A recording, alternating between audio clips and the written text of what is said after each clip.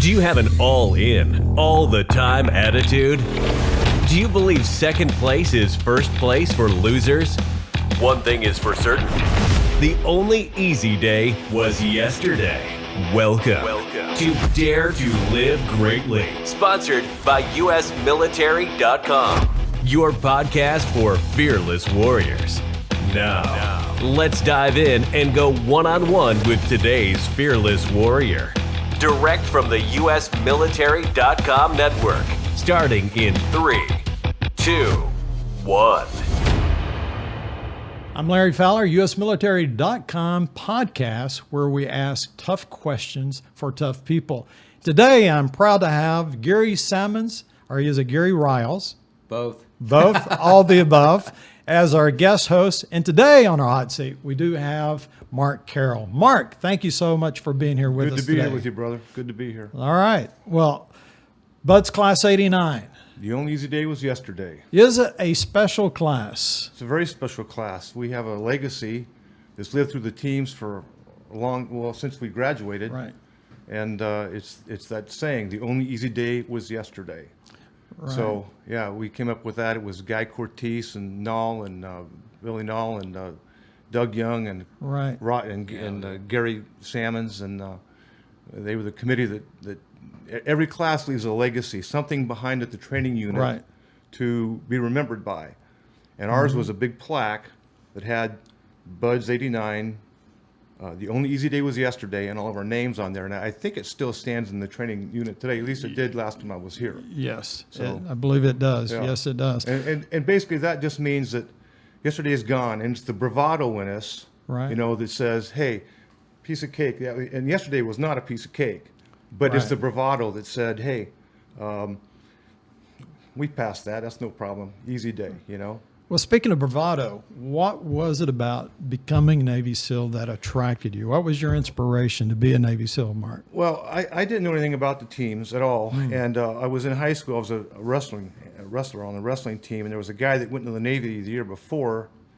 And he came back on leave and was hanging out with the fellas in the wrestling room there, and I overheard him talking, and the only thing I heard him say about the Navy was he was talking about SEALs, and he said, these guys have muscles in there, and I'll use a better word, they're feces. And that's the only thing I ever knew about them, because nobody knew about the teams. Wait a second, time out. Did you say muscles in their feces? In their feces, yes. Okay, got it. So in other words, a word that begins with S. Yes. Okay, got it. That's what he said, exactly. And so my dad was a Seabee in the Navy. Right. And so I got out of high school, went to the woods for a while, was a lumberjack for a little bit, and the guy that was breaking me in got killed. He got his head crushed by a big 5-ton carriage. And it was hard work, and you don't find old lumberjacks that don't have some kind of a glitch in their get-along somehow or another. And I was beating my head against the dirt for making decent money, but it was a very difficult, hard life. You're getting up at 4 in to go for a 2-hour, 3-hour van ride up into the mountains, and I used to set chokers, and Mike Carmichael, who was the guy that got killed, used to tell me, man, you got to be on your toes all the time out here. Right. You got to watch it, because you never know when a stump's going to come rolling down or whatever. And sure enough, it caught up with him, and he was 25 years old, and he got killed. And so I said, man, there's got to be a better way of life than this, because that was hard work and with not great pay, but decent pay. And so I went into the Navy, and they came one day during boot camp, the Navy SEAL team recruiting fellas, and they said, okay, they told us about SEAL team and UDT and all this sort of thing, and you got to pass this test, this physical test. Right. And it was a hot day, and I don't make rash decisions. And I thought, well, let me think about that. And so I thought about it for a while, and I began to do my research. So I used to go to the library and find anything I could on the SEAL teams. And so I did my research and decided, maybe that's something that I'll do. Maybe that's something I'll go for that, And I went on to A school. I would never pass the swim test, first off. I was a decent swimmer. But it's an underwater recovery stroke, side stroke or breaststroke, and you got to do it in a certain time. Right. And So I went to, got out of boot camp, went home, then I went to my A school in Millington, Tennessee for aviation ordnance. And they had a 50-meter pool in Millington. Right. And so I started going to the pool every day and just swimming and timing myself. Right. You know, the underwater recovery stroke, side stroke. And I every single day, I went there and I went to the gym and I worked on push-ups and running and that sort of thing, which is, if you want to prepare for the teams, do push-ups, because you're going to do 1 million of them, okay, Right. if you go in buds. That's just Right. a fact. And you're going to spend a lot of time wet, and you're going to spend a lot of time cold. Right. And so I went to the pool every day, and I swam, and Right. I got to where I knew I could pass the test. And so there was a guy that administered the test there, and he gave it to, I don't know, half a dozen of us or so, and there's only a couple of us that passed the test. And so I got out of the A school, and I got my orders to go to the John F. Kennedy, an aircraft carrier Right. in Norfolk. And so I spent a year on the carrier, and while I was in that carrier, I put in for buds.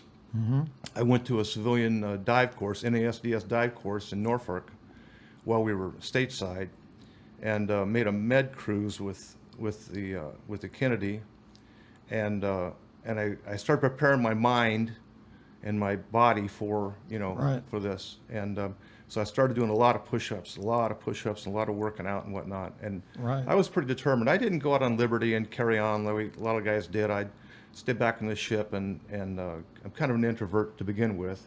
Right. But I stayed back in the ship, and I'd always work out. And we made a med cruise. We had a collision at sea at the time in '75 with the USS Belknap, Right. and that was a pretty horrific experience. I mean, we fought fires on board for 13 hours, and the Belknap was completely destroyed. Right. And so anyway, so I spent a year on the Kennedy, and I got my orders to buds when I got back stateside, which I was pretty excited about. Right. So I went home for 30 days, and I bought a motorcycle.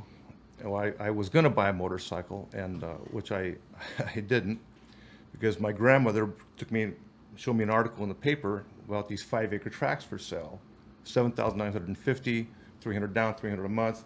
So right before I went to buds, I signed a real estate contract to buy some land, because I knew I had a paycheck coming in, I could afford it. So I went on to buds, and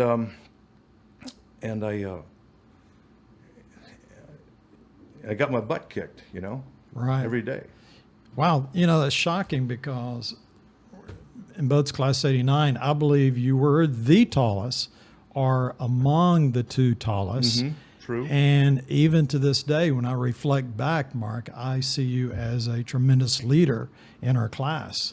So, Well, your memory's not too good, I'm sure, well, because I don't know that I was a leader. I mean, I was glad to be there. There were other guys. Yes. One who's my dearest friend now, Darwin Sharp, who at first I just didn't like him because he was pretty confident, and I was, there was a lot of talented guys there, right? Right. And right. and I was just trying to fit in and remain low profile. Good to be Right. low profile through Right. buds if you can. You never want to stand out. Never You wanna never want to stand be the out. best, but equally, you never want to be the worst, Oh, correct? It pays to be a winner, and it does not pay to be a loser. And second place is first place loser in buds, Second place is first place for losers in buds. Yes. Yeah, yeah. That's Well, right. second place is first Place. place loser. Yeah. Right. Okay. Yeah. So, Got it. but anyway, so yeah, I went on to buds, and yeah, I got my butt kicked pretty Yeah. good every day. Did you ever think about quitting I when you were never in thought buds? about quitting. No. Never. No. Okay, Never. being a tall guy and on the Hell Week, how about the mud flats? Oh, Any man. issues there? Yeah. Piece of cake? Well, the mud flats is a sewer sludge that comes down from Tijuana and drains out into the ocean, and they call it the mud flats. And I don't think they go there anymore, but back do in not. that day, we went to the mud flats. We spent a good day and got to roll around in sewer mud. And Right. yeah, and so we did it, and we were completing the evolution, and which was about 24 hours. And I do remember during Hell Week at the mud flats, it was a guy by the name of Lieutenant Turk, and he was my boat crew leader, and they'd pair people up, and if you could get back to and to the fire or to the fire pit, they had a big bonfire, then you could warm yourself up. But they were never going to let us sneak back and slip back in, and we knew that.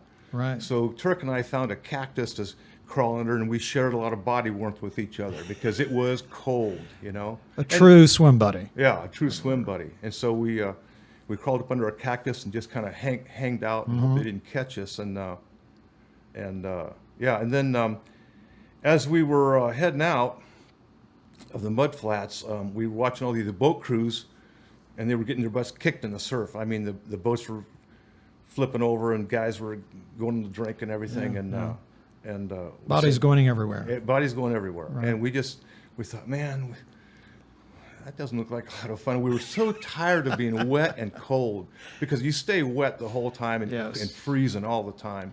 Right. And so we said, well, let's just walk this boat back. It was 14 miles.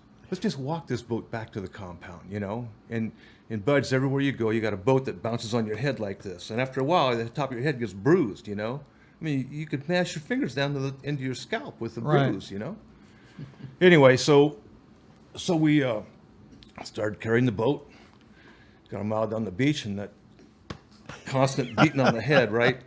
So we said, well, let's let some air out of the boat, And so we let a little bit of air out, and it didn't get any easier. In fact, it got harder because it was like 90 degrees out, and we're out there walking with this boat, 200 pounds of rubber on our heads, and we said, well, this maybe wasn't such a good idea, because if we at least went out a quarter mile offshore, one of us could sleep while the rest of us were paddling, And so but then our pump didn't work to pump the boat back up. So we got, it was just a bad situation. We were just exhausted. And so we walked about 12 miles of it. We got down to close to the training unit, and there was a UDT crew at the demo pit. Right. And they saw us out there, and by that time we'd completely deflated the boat and rolled it up like a cigar. Okay. So you could not take the boat back out. Not a smart move. Right. Okay. Because the lesson there was, don't let the air out of the boat. But anyway, and they said, hey, they knew we were going through Hell Week, and if you're not cheating, you're not trying. But if you cheat and you get caught, right, God have mercy on you. Yes. Seriously. Yes. And so they said, throw your boat in the back of our truck, and we'll take you on down there. So we did. We cheated, and we didn't get caught. Okay? Wow. So who was it that said that?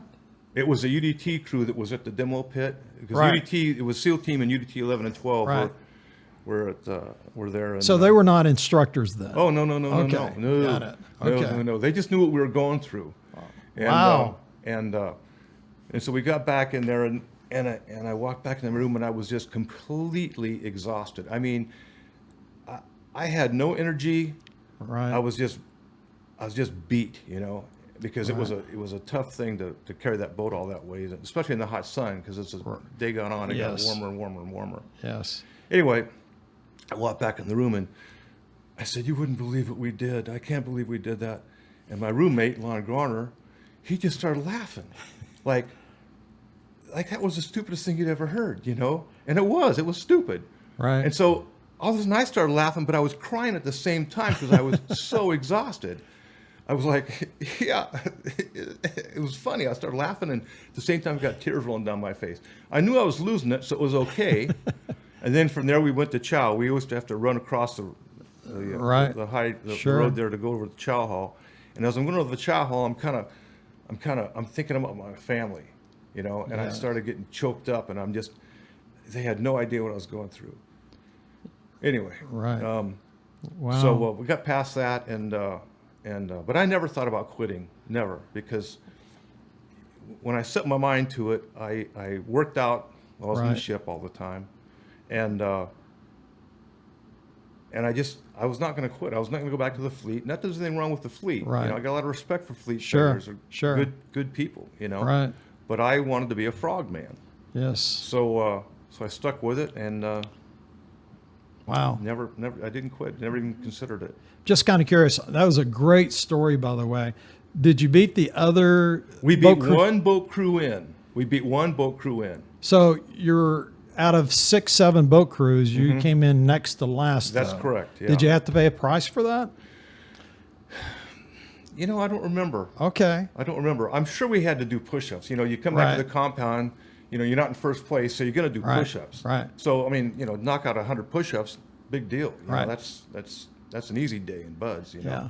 How about the O course? I mean, Well, I was pretty good at the old course. You know, I was tall, and I was that year it was a guy named he was one of our classmates, Robert Devine. right. He was a gymnast, and so I used to watch him, and he had techniques for like going on the cargo net. He never used his feet on the cargo net. He'd, you know, grab line on the way down and just zip on down the cargo net. Right. And so I used to watch him, and so in our class it was Devine was always first, and I was usually second. Okay. And but I learned a lot from watching him, you know. And again, if you're not cheating, you're not trying. But if you get caught, you're going to pay for it big time. So you don't get caught unless you can help it. Anyway, long story short, he taught me that, you know, if you're in the first part of the crew, the rest of the instructors are getting everybody else kicked off on the old course because they start them every 15 seconds or every 30 seconds or something, right? Right. And the slide for life was halfway through the thing, but right before the slide for life was barbed wire. Right. And, you know, you crawl into the barbed wire and you go over to the slide for life. Well, you look around and no one's watching you. You run around the barbed wire. Right. You go for the slide for life. Right. You know? So it was little things like that but yeah, I was pretty good on the old course. I was yeah. Right. Was there any instructors that you Fear? had a great love for than others? Well, I always liked our proctor. Right. Twittick, right? Yeah. Good yeah, guy. He was a good man. He used to tell us all the time, you get to this training, you get the world by the nads, you know? By the testicles. By the testicles. But he didn't say testicles. No, he didn't Right. say Got destined. it. He didn't say nads either. Right. Yeah, but Got anyway. it. So did you believe that? Have you found that 45 years later Yes. to be accurate and true? Yeah. I think that going through buds and completing buds sets a standard for, at least for me, for the rest of my life. Right. You know, I've always tried to maintain some kind of fitness. Right. And the relationships you develop. My dearest friend right now, was Darwin Sharp. Right. You know, and we were running mates back then and through buds, and we both went to SEAL team together. Never in the same platoon. Right. But you know, he's my dearest friend in life right now. Yeah. 45 years later. 45 years later. Yeah. You know, and here we are 45 years yeah, later. Right. He comes up and helps me with my projects. I'll go down and help him with his, you know. And, and I have a lot of respect for him. He's just a good man, you know. So 31 and a half years you've been with a company, AMI. Can you right. share with us what that is? Well, AMI is I mean, first I'll tell you how that happened. When I was in South America, I got out of the Navy, went to South America with a couple of other team guys, Cartagena, Colombia. Right. A guy by the name of John Feach and Steve Ellis. Steve Ellis has passed, but we were down there and we were we were surveying grids off the coast looking for a specific galleon off of Cartagena. Right. We had a side send sonar and a magnetometer, and no one had ever been there with any technology looking for these wrecks before. We found wrecks on top of wrecks, to be honest with you. And but I got sick. I got you know, I went to a doctor, was improperly diagnosed. But my last tour in the Navy was at Duke University. We were doing decompression studies with an apparatus called the Mark 15, and we were building dive tables. And so we were. You were a guinea pig. We were a guinea pig, right? Yeah, I think For the you Mach were- 6. Yeah, that's Yes. right. I think you were Duke too. Guilty. Yeah. Yeah. Great duty though. Yeah, it was great duty. Oh yeah. 5 hours in a tank was not fun, but Yeah, the off days were great at Duke University. And you know, young guys, nurses. You know, there was 3 nurses to every frogman. I mean, it was pretty good duty. Had a nice apartment, got a nice per diem. But you're right, we were guinea pigs. Right. And, but we understood the science behind everything was Right. going on and the physics and all that. But Right. But anyway, so I don't know, I got sidetracked. But when I was in South America, I started drinking scotch, more scotch than I should have been drinking, and not living the kind of life. I became a Christian at 17 years old, Right. but I was a baby Christian, Right. an embryo, if you will. And I was down in South America, not living a very Christian life, and I knew I wasn't. And I was sitting at the bar, Paco's Bar and Grill, which is our spot that we used to hang at. And I wasn't satisfied with, I just had this sense of guilt that I wasn't living the kind of life I should have been living. So I sat at the bar right there and I said a prayer. I said, Father, put me doing what you want me to do, not what I want to do. And I meant it when I said it, because Wow. you know, I didn't want to continue to live that kind of life where I was just, debauchery and Wandering sin. generality. Right, Yeah. right. You wanted purpose, meaning. I wanted purpose. I wanted Right, meaning. So I said, right. Father, put me doing what you want me to do. Well, I was shortly thereafter, I was inflicted with tuberculosis. You were what? I was inflicted with tuberculosis. Wow. I got sick. I went to a doctor, was improperly diagnosed. Then I got a telegram from Duke University, where my last tour was, and Dr. Bennett, who ran the laboratory there, said, if you want to make the world record Atlantis dive, Atlantis 4, urgent call collect. And so I did. And they were going down below, well, the world record at the time was 2,250 feet in a chamber, mind you. I tell people we were diving down below 2,000 feet, and they go, but it's in a chamber in a laboratory, basically testing Right. theory. So, so I came back and saw a pulmonary specialist up in the Seattle area, and I was diagnosed with tuberculosis. Well, they don't send divers with TB down to do Right. world record dives. So I went to work for a while and recuperated.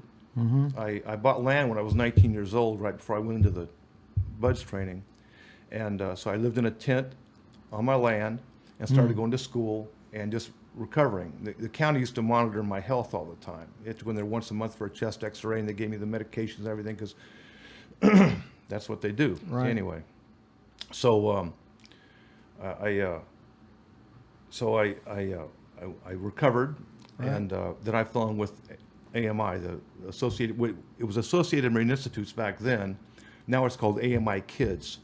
And Right. what it is, it's a company that works with offenders, juvenile offenders, Right. everything from a status offender, which is no more than a truant, really, Right. to a murderer.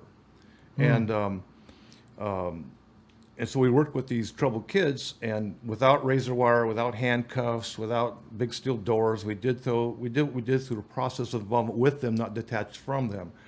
And I was a dive instructor, and now an instructor. And so a bunch of us were dive instructors. And that's kind of how the company got started back in the late 60s, was they would take these kids and troubled kids, and they'd send them to this program, Right. and we'd motivate the kids by, I teach them scuba diving. Right. But if you didn't apply yourself in education, you didn't get to go on the dive. Right. So Got it. we would gear them towards a GED, and then they could earn their way into a dive class. I was a seamanship instructor, so I had a Right. Mako 25, and I'd take them out. And what kid doesn't want to go skipper the boat? Right. Right. So we would use those kind of things to motivate the kid and capture their imagination and interest. And then, the best counseling I've ever done was probably in the stern of a boat after a dive. Because a lot of these kids were like me. When I was younger, I was a little bit of a delinquent. By the way, it helps to be a little bit delinquent to make it through BUDS. No Agreed? doubt. No Okay. doubt. Yeah, absolutely. If Yeah, you're you gotta- normal, God help you. Yeah, absolutely. Right. But so I lost my place. But AMI, 31 and a half AMI, okay. years. Yeah. Wow. So I did that for 31 and a half years. I started out as a seamanship instructor, then became an operations director, executive director, and operations manager, and kept on moving up in the company, and did that for 31 and a half years. But the reason that happened was because I was sitting in that bar in South America, and I Wow. said that prayer, Amen. Wow. and God was listening. And if you ask God, for guidance and direction, and the thing is that the tuberculosis, that's terrible. But the tuberculosis saved my life, because the guys Wow. that made those deep saturation dives, Right. they got severe osteonecrosis. When you're down below 2,000 feet, the gas molecule is so small, Right. and you come up and that molecule expands. Right. And so you have to come up real slow. Those guys took 47 days on that dive in a chamber, mind you. From the Right. time they left the surface to the time they got back was 47 days. Right. And because they kept on they'd come up a little bit, and they'd start to get the symptoms of bends, Right. pain in the joints and whatnot. But Wow. I firmly believe that was God saying, okay, I've got a plan for you. You've asked me, I've got a plan for you. Here's my plan. You're going to get sick, and then you're going to work with troubled kids. And I did that for 31 and a half years. Man, that's great. That's amazing. So now I understand the reason we get along so well, because you work with troubled kids, and I've been troubled all my life. So there you go. Well, I understood him because I didn't have. My dad was a businessman. He was traveling off a lot. Okay, and my mom was, she had 4 boys she was raising, and so, I did a lot of things that I'm not proud of. Let's put it that way. Well, welcome to the human race. So Yeah, where are you today? What are you doing today? Where do you live today, Mark? I'm up in a little town in the mountains of Washington State called Skykomish, and I have right before I went to Buds, I bought that land. Well, I recently sold that land for many times more than I ever paid for the property, and I bought 55 acres of a southern-facing hillside. I have a decent house that looks down on the town and the river and all that, and it's just beautiful. And so now I bought a tractor. One of my favorite things in the world, time on the tractor. I call it tractor therapy. Really? Oh Wow. yeah, tractor therapy. I can solve all the world's problems while I'm on my tractor. I kid you not. What kind of tractor did you buy? It's an LS, Okay. 35 horsepower. I got the backhoe. I got the box blade. I got the bush hog. Yeah. Oh, I'm in love with my tractor. Oh. Yeah, for sure. All right. And my You're a dog. tractor guy, I right? love my tractor. I love my know what dog. he talks about. It's like I always wanted to get a tractor and do the cutting, the mowing, the forklift. All that. And Wow. we have one at our hunting camp, and I just love to get on. It is therapy. Yeah, it is. All right. Oh, it's great therapy. Yeah. I'll take your word for it. You have to be there. But I'm putting it in a campground, and Really? oh yeah, and I'm going to tithe 10% of every dollar that I make on that property, okay, to the local church, and God knows that, and so God's all of a sudden bringing all these people to my campground, because I went for 2 months, 3 months once I got on this hip camp platform. Right. And which is a hip camp. A lot of people don't know what it is, but it's like an Airbnb for people that just want to go camping. Right. And so I all of a sudden, I joined a local church. Right. And I said, Lord, 10% is going to the church. Right. Right. And all of a sudden, I'm getting booked up all the time. That's a God thing. Yes. to me. Amen. That is great. Yeah. Good stuff. Good stuff. Yeah.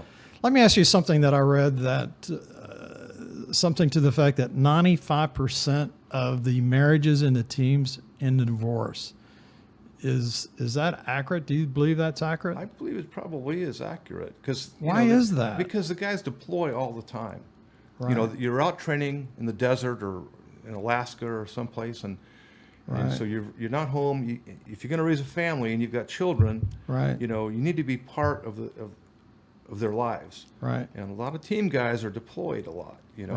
As you guys well know. And they love being deployed, by the way. Yeah, Right. they do. Okay. Yeah. Well, here's the thing about being a SEAL is that I never went to combat. Okay. Right. I wanted to go to combat. You train for it, You certainly. train for it. It's Right. like practicing for the big football game, Right. and you never get to play. Yeah. I I think that's maybe worse than actually going to combat, because you want to go to combat. Listen, Right. I've got such respect for these guys that well, right now there's a guy living on my property, and he was a Marine, 2 tours in Iraq, a point man and a squad leader, and just a good stand-up guy. Right. And he lives on my property, and I just love him. He's just a good guy, and I have such respect for those guys that went into combat in Iraq and Afghanistan and so forth. And I missed all that. Yeah. But I'm with you. I have nothing but sky high admiration. I never dodged a bullet. And although I believe we all wanted that, we never have. So Right. I don't even put myself, for me, I don't even put myself in the same class. Yeah. I'm down here, they're here, I'm here, right? Yep. So that's kind of what I'm hearing. Yeah, we were talking about that coming over here because I taught a lot of them in law enforcement, bomb procedures and stuff like that. Would look for, and I would always ask, who's been in the military? You ever been overseas? And I tell them, hey, look, because they already knew I was a SEAL in the past, so they automatically have this respect for you. And I said, Right. man, I respect you Amen. more than I do Right. myself, because you were there. You're in the middle of the heat. I Right. wasn't. So Right. I don't care what you did. If you Yeah. faced action, you're well above me. Yes, yes.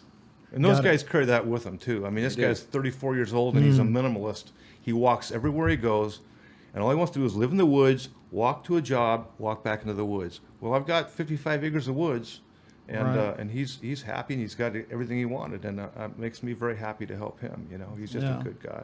Yeah. Wow, that is great. Yeah, we just posted something on usmilitary.com. The Navy SEAL Foundation wanted to post something regarding suicides actually in the teams. I had no idea there was an issue of suicides on the teams, in the teams. Were you aware of that? I knew it was high as far as across the board in the military. Right. I didn't know that. I don't know if the SEALs have a higher percentage versus like the Army or the Air Force or anything like Right. that. But I know it's high all the way across. It certainly is a consideration Yeah, it is. according to what we posted. Yeah. Yes, but they're certainly addressing it. Yeah.